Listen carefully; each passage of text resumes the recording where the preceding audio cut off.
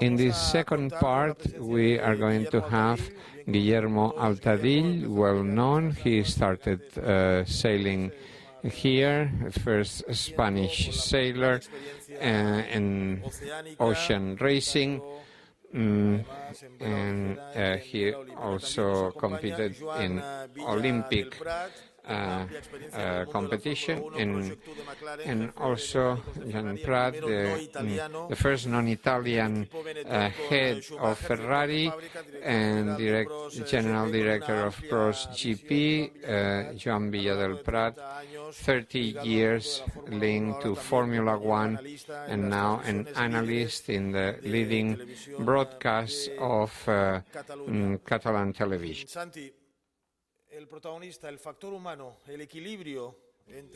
Santi, the balance between the machine and the person is the second part of the discussion. We have dealt with some topics, but now let's look at this subtle balance between machine and the person. Well, it's very interesting to compare the world of motor racing and sail racing.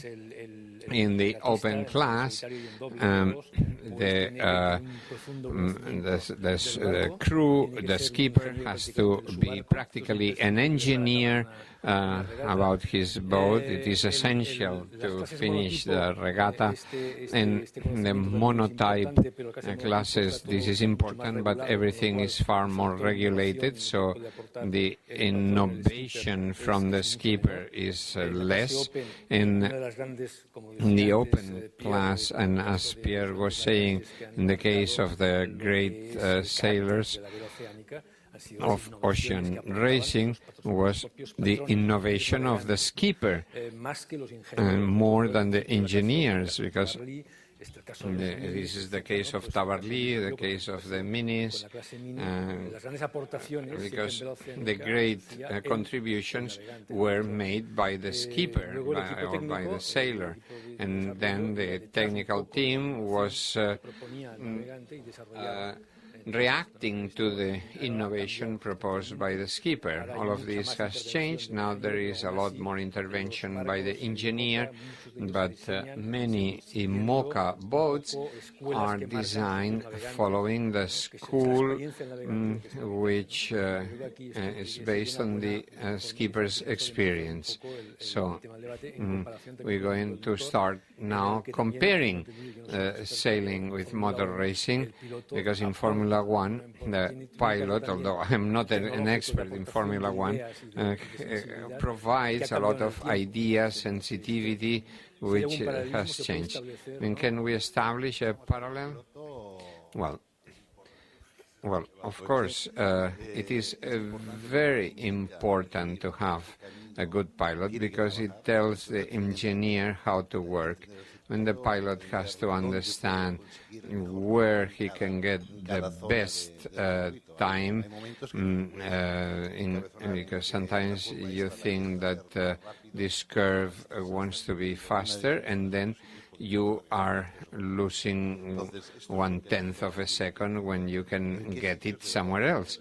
So they have to concentrate in these areas, but the topic that the pilot is an engineer is not true.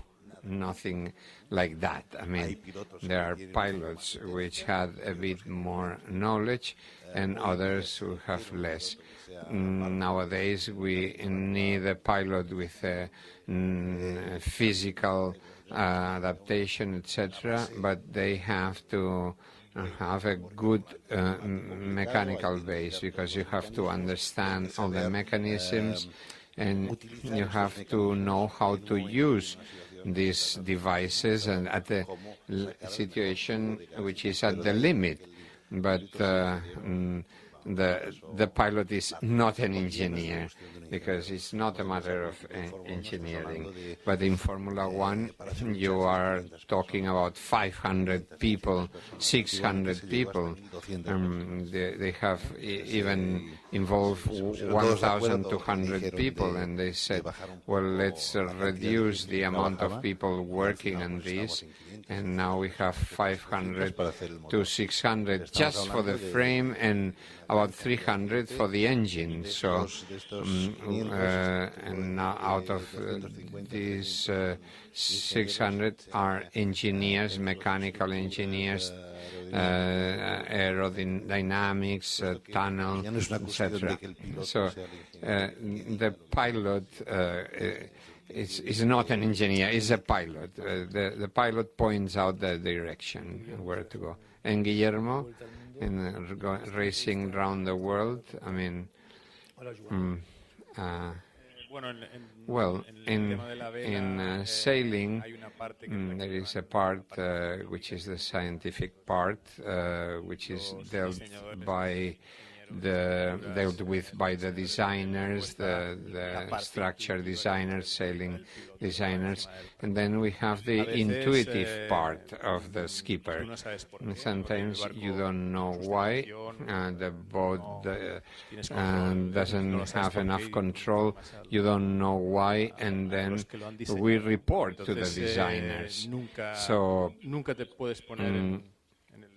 you can never talk with the engineer in technical terms, because you've been sailing and he has been studying. So and he knows about this. So you have to coincide in one point, I mean, which is intuition and science, and then you have to find a solution.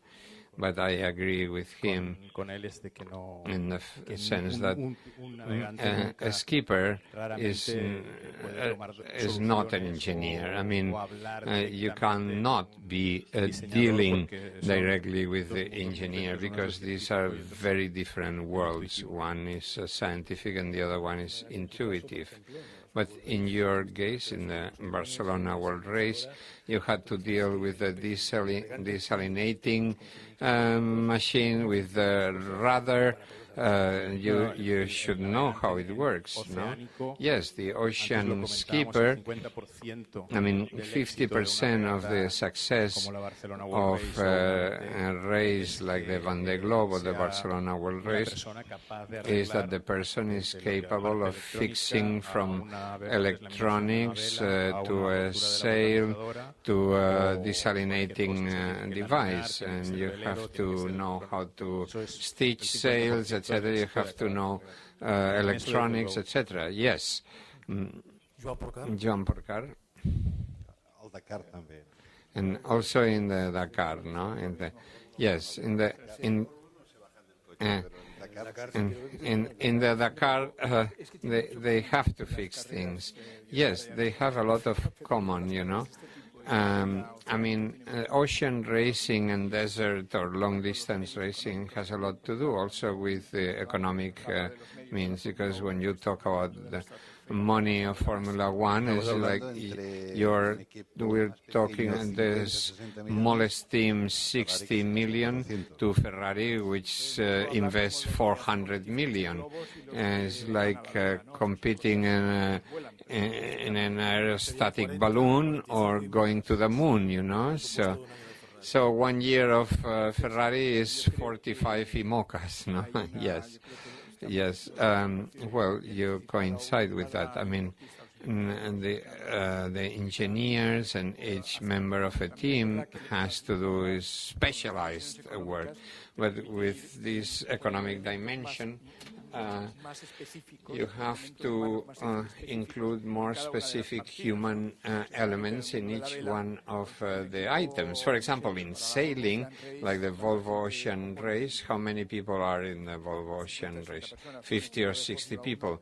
And in Formula One, And the paddock, we have 60 people, but in the factory you have 600 people.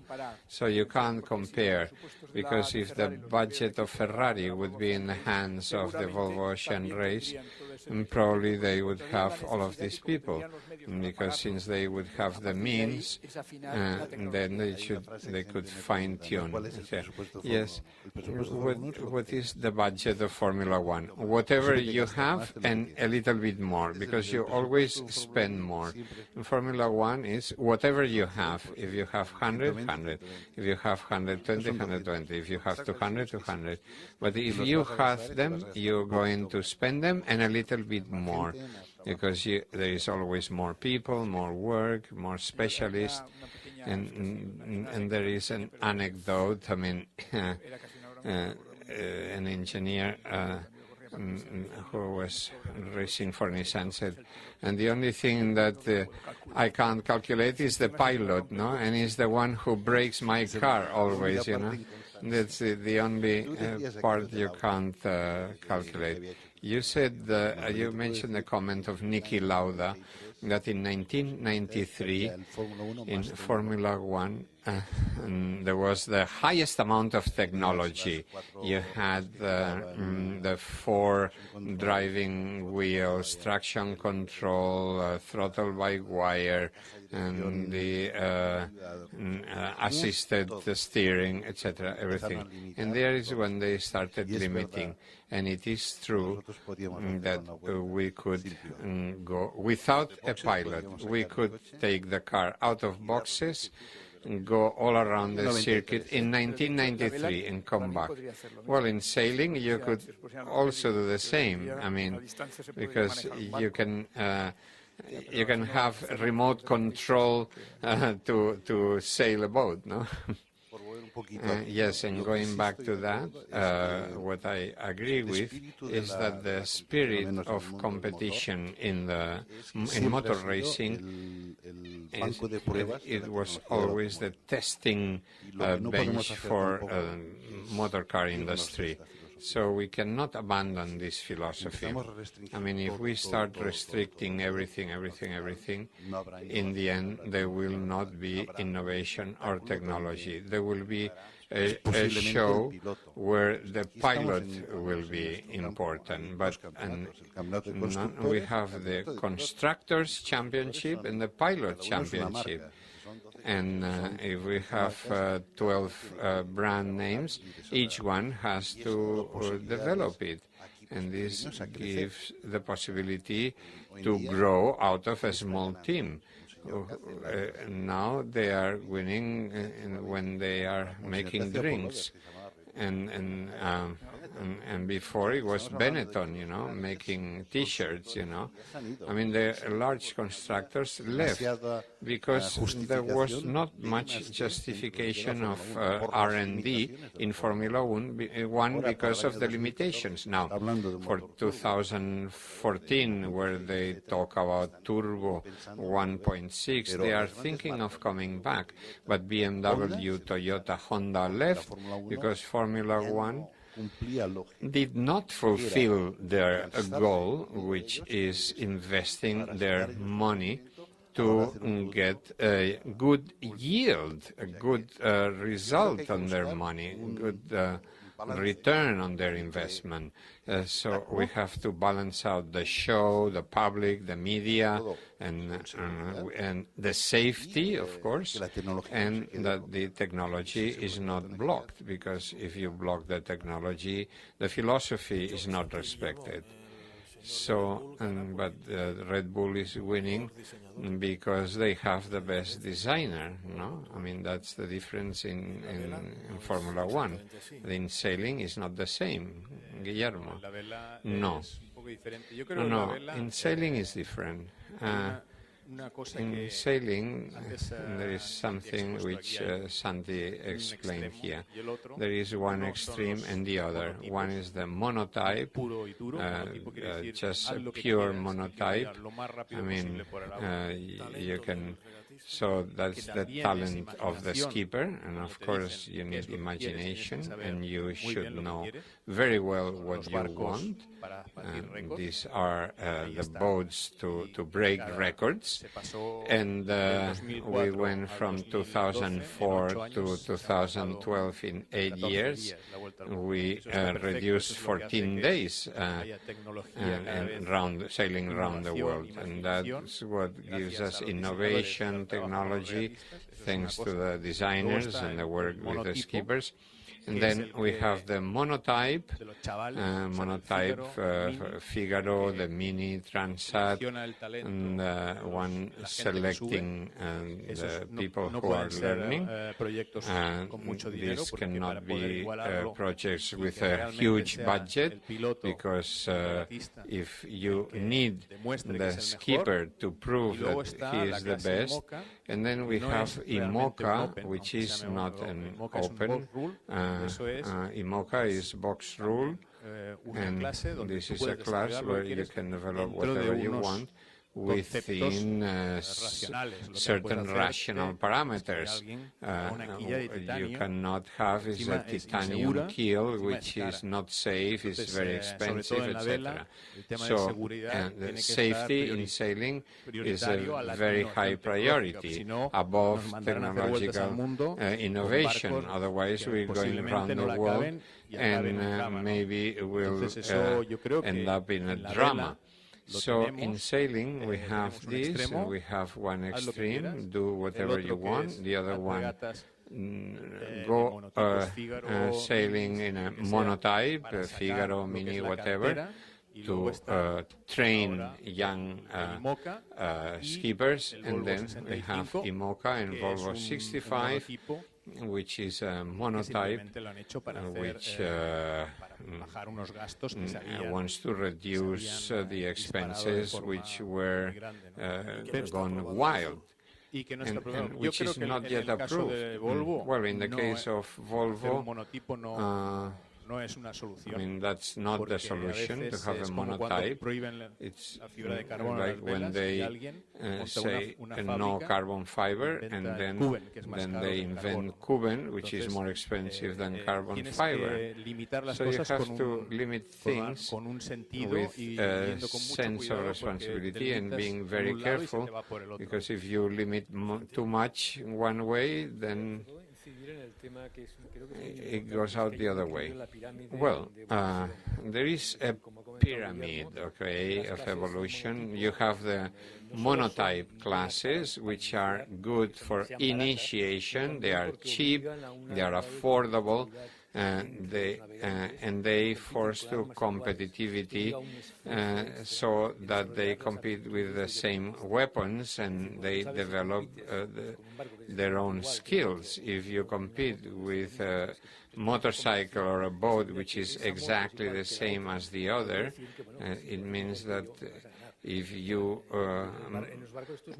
manage it better, you're going to win. I mean, and the same happens with the boat, because that involves development of sensitivities to train the sports person.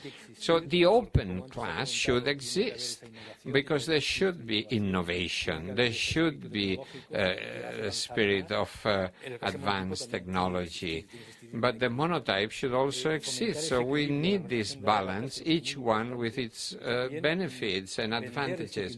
So, and then we have to sell this balance to the sponsors, so that they understand how it works. Okay, would you like to add something before giving the floor to our colleagues?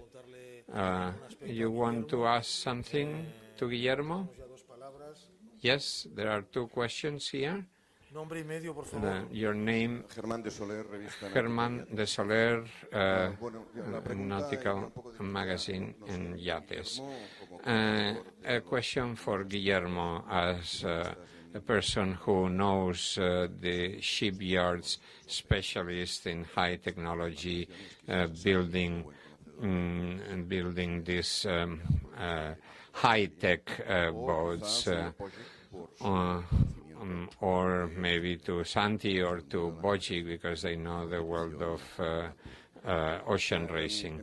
And Joan was talking about something very interesting, and that is the relationship between brands and the racing team.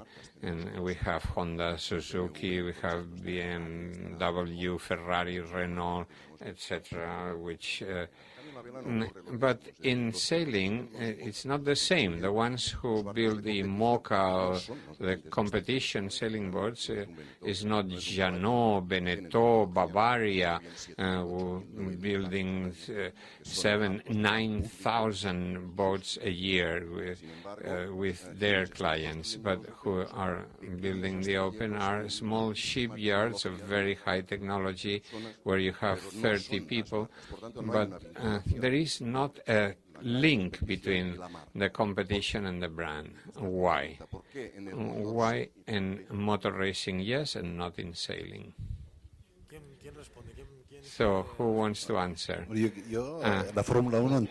in the old Formula One, it was like this, because McLaren, Williams, etc., these were all amateur teams. There was only one factory, that was Ferrari, and then the other factories joined the work, and some bought the small teams, which then became large factories. So I don't know, it is the same. With the boats, it's happening the same. But the logical thing is that the large manufacturers of sailing boats would be the first interested ones in having a sailing boat which wins the competition. I think this would be logical, but I don't know why it's not like this. Yes, and it is exact what you say, but in sailing there is no industrial support. It's one of the major problems we have. We are still in an important economic dependency. For example, Beneteau, which is the world #1 in boat building, but of course their turnover cannot compare with the turnover of the automobile constructors. So of course, I mean, we have small shipyards building prototypes, but what is interesting is that the industry of boating like Beneteau takes advantage of the innovations from competition. Everything that the skipper comments, etc., and everything which benefits the large consumption is like a laboratory of experimentation. And we regret this in sailing world, because they don't have the financial means of helping competition, and that's the difference, because the automobile sport has been led by the automobile industry, but it can't be the same with the sailing, because the turnover figures are not the same. And Suso Pérez, La Vanguardia. De la primera parte del debate me queda claro it's clear the idea of keeping the philosophy of a competition from the time it is created, to keep the philosophy it was born with. And you have been talking along the same lines. I would like to ask you whether in the case of Formula One, Joan, it is imaginable to make monotypes. But the fact that they race with the same tires is not a contradiction. And Guillermo, I wanted to ask you whether in this line of keeping the philosophy, that the Volvo breaks its philosophy when they go for monotypes. I mean, they are at a level in which they should keep playing with technology and with special developments. So, and the tires are, no, there are many things which are the same. The electronic control is the same for all the teams, the tires, it's true. So it's, yes, it is a matter of show, okay?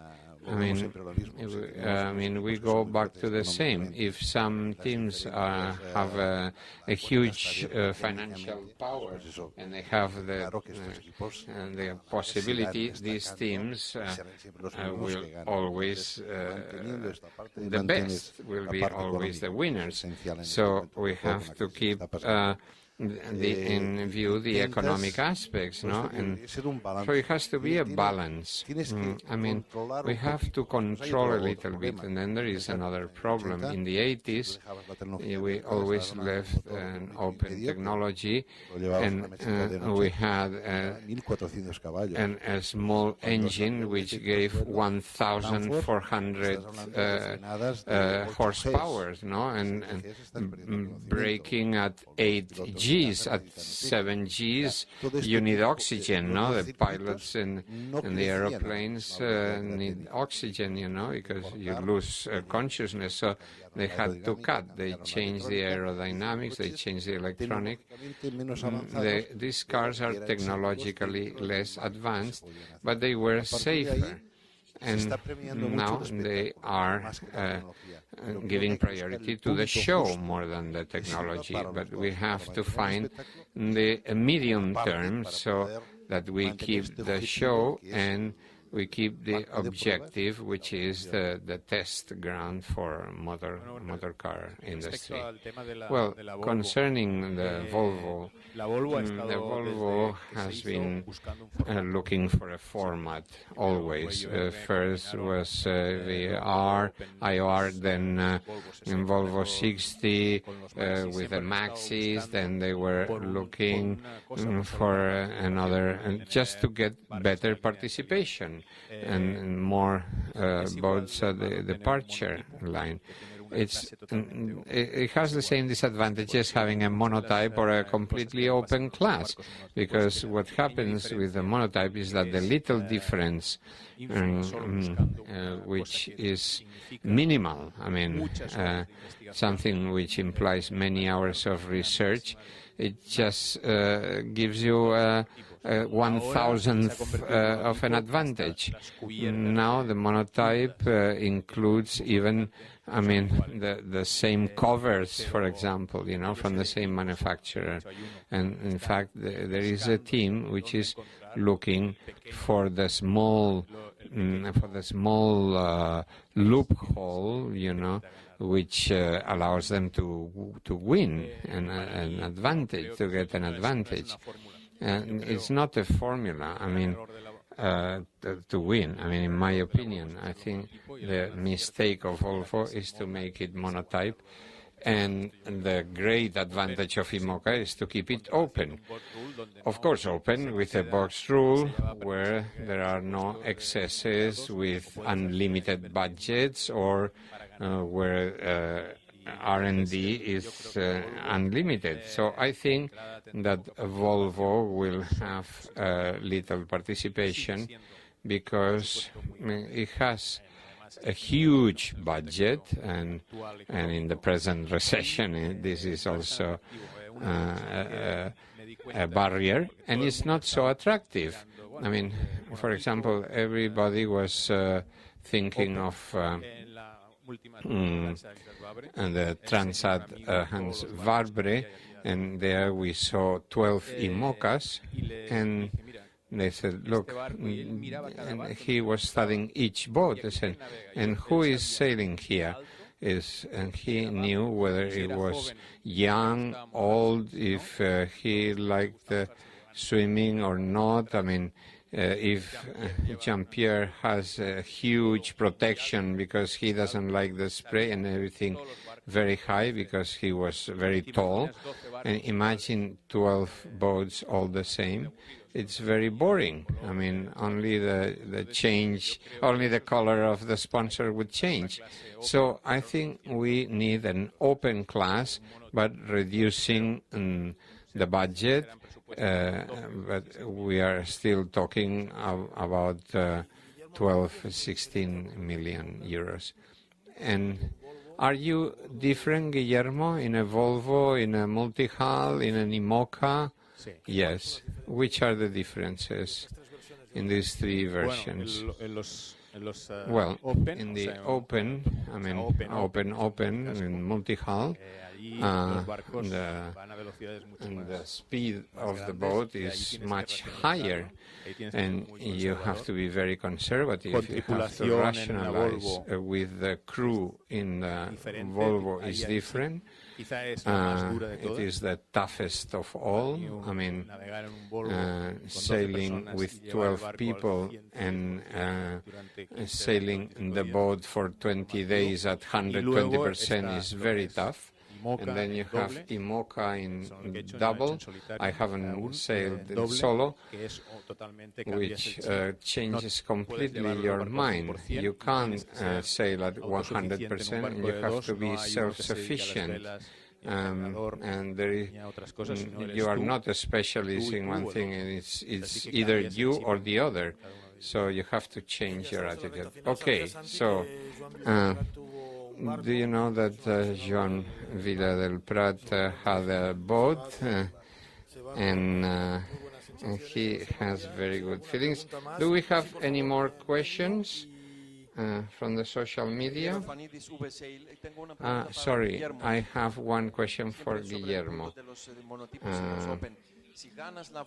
So, if you win the Volvo or the Vendée with a strict monotype, wouldn't be happier because you had the fastest boat, for example, in Porcar? Well, when you sail on monotype, you are sure that your team did it better, but I think that many races, monotype, in the open class, the race starts long before, because you have to choose your boat, you have to choose your designer, you have to tell the designer how do you want the boat. And this is part of the competition, the imagination, the technology, innovation. And you shouldn't only sail, but you have to think further, and you have to imagine what kind of boat you want, and imagining different things from what you had. Why couldn't I go faster if I use hydrofoils, for example? And this is part of the show and part of the interest of the public, and that makes the technology, for example, using carbon fiber and using membrane in the sails and not Dacron. So when you have monotypes, you are proud because you know that it's your merit. But I think that the part of imagination, innovation in technology is part of the merit of the skipper, and also the media resonance. Okay. Do you have any questions from the social networks? Yes, we have some questions. In general, for Guillermo, Santi, etc. The monotype races, like the Mini Transat or Figaro, are fundamental for the training of skippers. Should we foster greater participation of Spanish skippers as in France? Yes, of course, it should be promoted, yes. In Spain, we should foster ocean racing at all levels, and we are doing this, but the economic circumstances and the circumstances of developing the sport have their difficulties, but there is no doubt that in Mini For example, the Spanish skippers have been successful, and in Figaro, I mean, if they would have been more development, the Spaniards would have also succeeded in a bigger proportion, and the pyramid would be growing. So, I mean, even if they can go to the Vendée Globe, they first have to train in Mini and Figaro, and of course we have to foster. And Mr. Villadelprat, would you drive a Formula One the same as you go around the world? Not alone. I would go with him. Okay, we finish at 4. Santi, Serrat and Joan Porcar have been taking notes, and we would like that they make a final summary about the ideas they want to wind up this debate between mono and open. Well, what is clear in this discussion is that yes to technology, because it is essential in our world. Yes to technology in a wide sense, with certain limitations driven by safety considerations. The economic topic, although I think it's very important, I don't think is the most important driver here. And we see that the value of the sports person is always the most important, although the technology is also important. Santi, yes, this is very important, as he said, and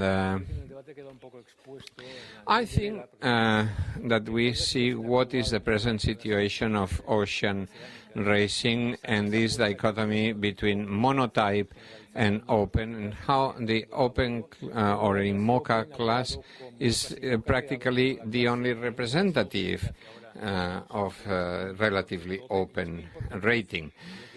Because as Kiko was saying, when you go to monotype, I mean, to avoid high budgets, you have to think that you are limiting also the attraction to those below, because IMOCA allows now the sailing of outsiders with low budgets, because although we know that they are going to finish 1 month later, you know, at least they have very high human value because they are able to compete, they go around the world, and they are confronted with the ocean, you know. So whenever we cut down at the top, we have to think that there are Alessandro Di Benedettos and other possibilities, and thinking of the boats that were